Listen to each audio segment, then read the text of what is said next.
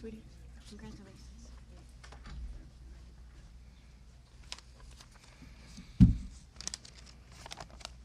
Well, good morning. Thanks, everyone, for joining us this morning. I'd like to start by recognizing the work of everyone who made this day possible. The advocates that are here today, those who couldn't join us in person but were so essential along the way, and especially to Representative Chris Welch, Leader Welch, and Senator Chris Belt, who were chief co-sponsors of the legislation that we're celebrating today.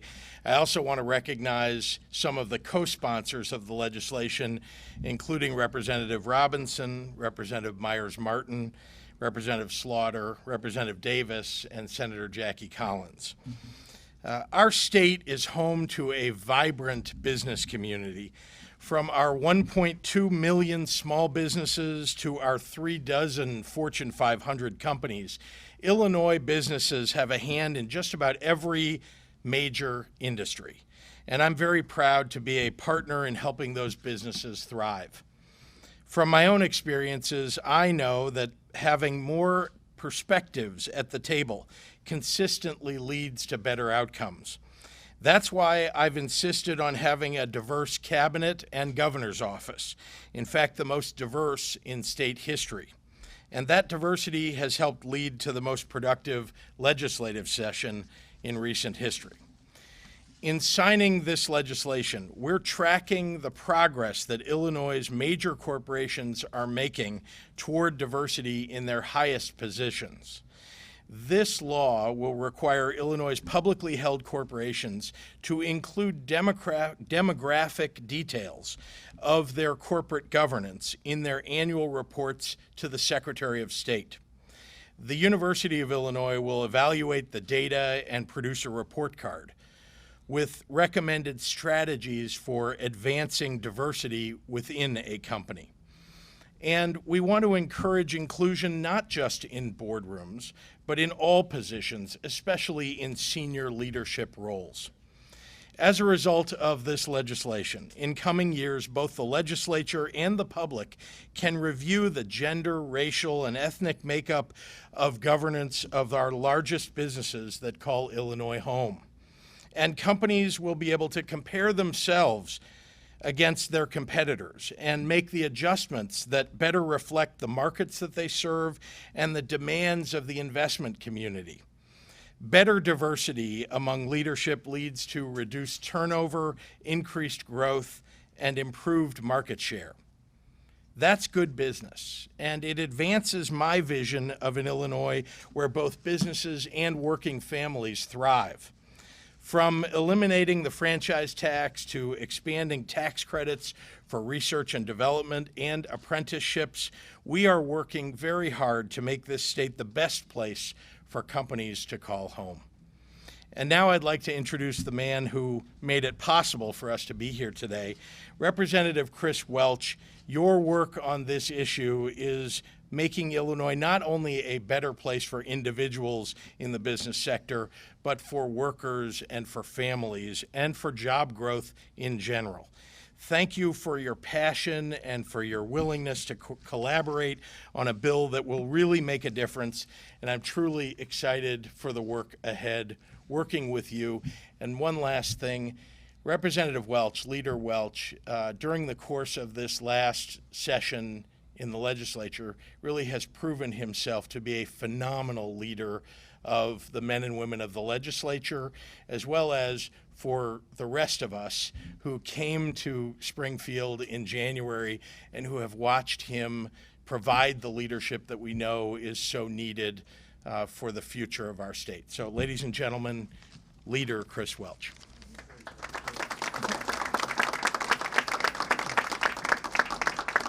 Wow. I've never had a governor introduce me that way. We got to keep this guy around. Well, good morning, everyone. Thank you, Governor. Thank you so much for those kind words. So let me begin by expressing my sincere thanks to our governor, Governor JB Pritzker, for signing this important legislation here today. But this is what you all see in front of the cameras. We really have to thank him for what you didn't see without the cameras around. And that was his leadership in making this actually happen here today. Our governor truly is a leader's leader, and I think he deserves a round of applause.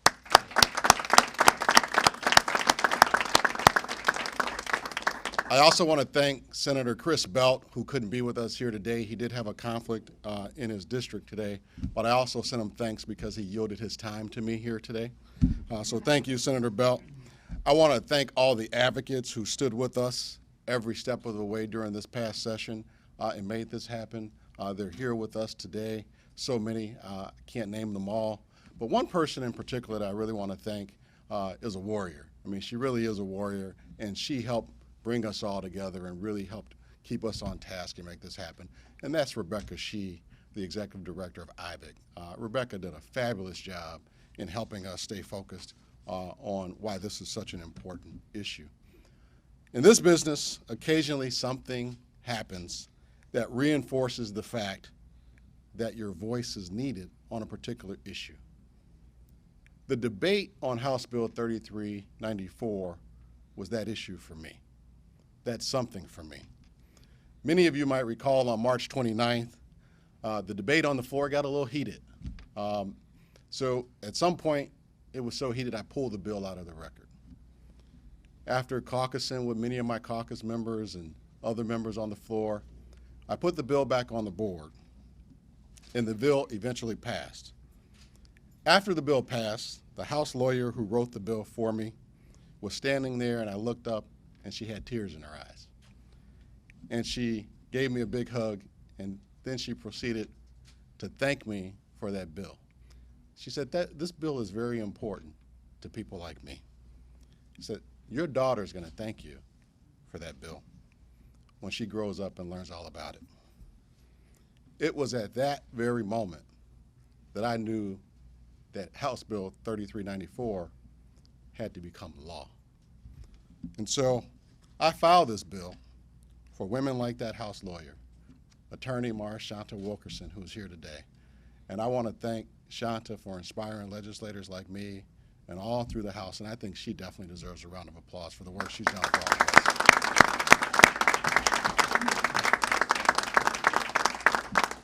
I introduced this bill and feel so passionately about this issue because there is not a day that goes by that I don't think about creating a brighter future for my children.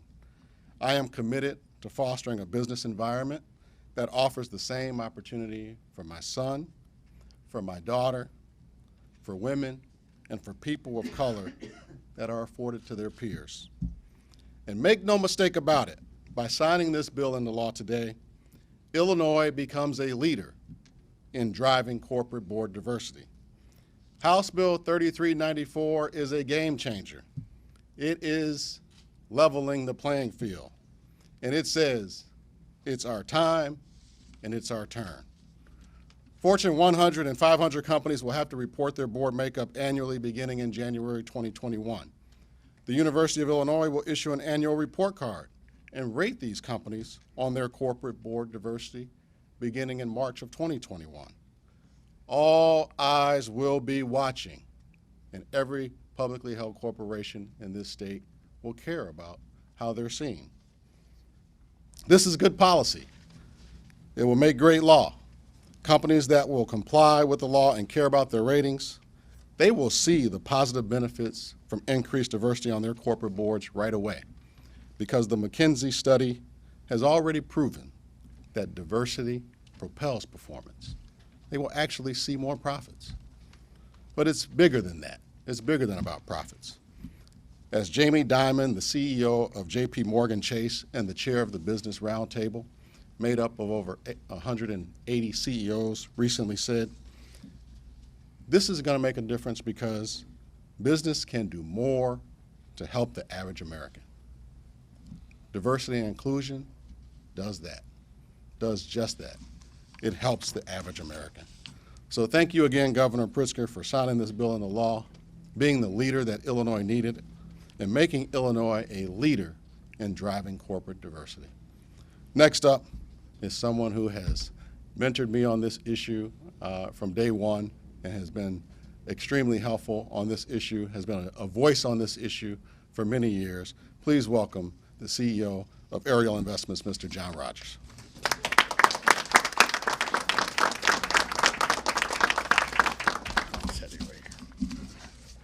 Well, thank you very much.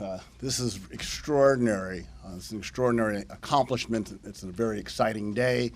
At Ariel Investments, we, over the last 36 years, have pushed all the companies we invest in to have more diverse boards.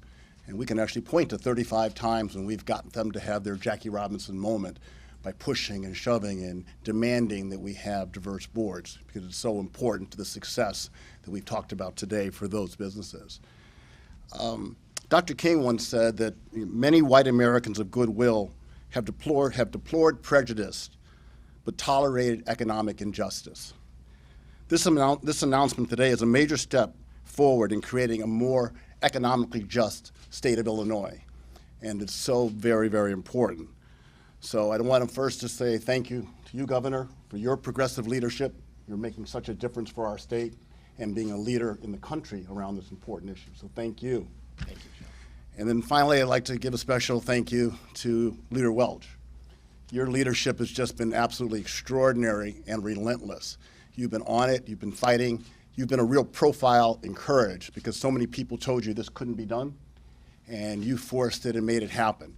And for all of you in the legislature, thank you, because this really will be a game changer for all of our communities for multi-generations going forward. Thank you. And now it's my honor to introduce my longtime friend, Ariel Rosales.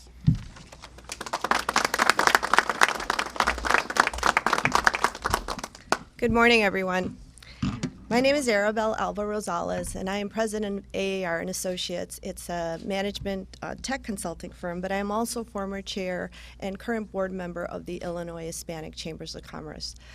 We, like a lot of you here, were very supportive of this and really want to thank you, Governor JB Pritzker, for signing this bill. HB 3349, the corporate diversity into law today. Such an important bill for all of us. I also want to thank Representative Chris Welch for once again leading a bold initiative to improve the lives of Latinos in Illinois. In response to growing attacks on Latinos and immigrants, Representative Welch sponsored Illinois Trust Act to keep immigrant families together, and it was signed into law by a previous governor. I want to thank you for doing that. We Latinos are 17% of the Illinois population and generate over $22 billion in revenue for the state, but we are currently only 3% of representative on boards. HB 3394 creates the incentive necessary for Illinois corporations to diversify their boards to reflect their workforce, the consumer base, and opportunities for everyone to prosper regardless of race or gender. Representative Welch's bill not only reflects who we are as a nation, but also who we strive to be. It is economically important. It is morally right. And politically, well, it is just smart. And I personally, as a business owner, as somebody who's been involved in government and in business for a long time, really, really grateful for this. Also have a daughter, like many of you, we are parents, and this is something that is setting the future.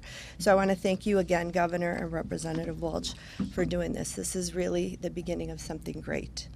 Now I have the honor and pleasure to introduce Erin Guthrie, the DCEO Director. Erin, I'm not sure where she is. There she is.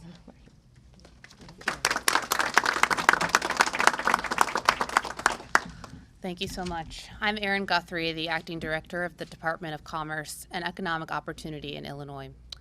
I've had many years of experience in the private sector, and diversity is not just a nice to have. It's a critical asset for attracting talent, gaining new customers, and for innovating. And I would really like to thank Governor Pritzker and Representative Welch for championing this important cause and for writing the legislation. In the coming months, I look forward to working with businesses and the University of Illinois to help our corporations achieve boards and executive level leadership that reflect the diversity of the state. And I'll keep it short and sweet and turn it over to our governor for signing this bill. Great, thank you, Erin.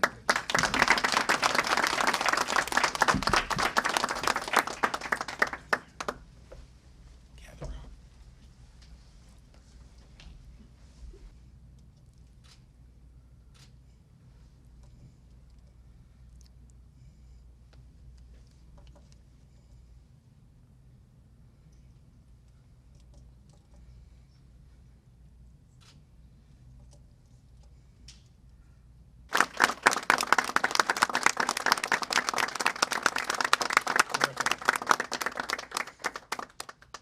very much, and I'm happy to take any questions from members of the media. And of course, we have the bill's chief sponsor here, as well as members of the business community who may have answers that you're looking for. Governor and Representative Welch, the Reverend Jesse Jackson referred to this version of this bill that you just signed into law as gutted from the previous version. Felicia Davis of the Chicago Foundation for Women said that it has no regulatory teeth and that it was significantly watered down from the previous version. How do you respond to those criticisms of the measure that you just signed into law compared with the previous version that was in the legislature? Well, shining a light on this issue is hugely important, and you can't shine a light on it without the data, without showing people what the public companies that are based here in Illinois are doing on their corporate boards. So that is a big first step. I think it's one of the reasons that the business people that are standing here believe in this bill. And I would point to John Rogers as someone who's been a true champion, somebody who has been fighting for this for I don't know how many years, John, but as long as I've known you, and I've known you in a long time, we really believe that this advances the cause in an enormous way. And to have an independent organization, the University of Illinois, do the data collection and evaluation and the report card itself allows us to get it in an independent fashion. And then we intend to hold it up, and show people who the good actors are, who's doing the right thing and who needs help, and how we can provide them help to diversify their boards. I don't want to make sure, Leader Welch, do you have any comment about this? Governor, I think you did a great job with it, but I'll just add that the Chicago Tribune and Cranes are a couple of publications that did articles on this particular issue. And they'll tell you it was not easy to gather the data of the makeup of corporate boards. This bill will make that easy. One-stop shop. They'll go to the Secretary of State's office and get it. And so this is a significant victory. Make no mistake about it. And other states are already looking at what we've done here and looking to duplicate it. But at the same time, this does not impact private firms. And when you ran for governor, there was an article that talked about your own investment firm, that it was not very diverse. You took some grief for that. Will this impact perhaps even the firm that your brother now runs? I mean, you see, that's really where folks are looking for changes. I think the more attention is better. And as you know, and I think you remember that, I had been making attempts for several years before even I was running for governor to try to increase the diversity of our organizations, of the boards in our organizations, of the leadership.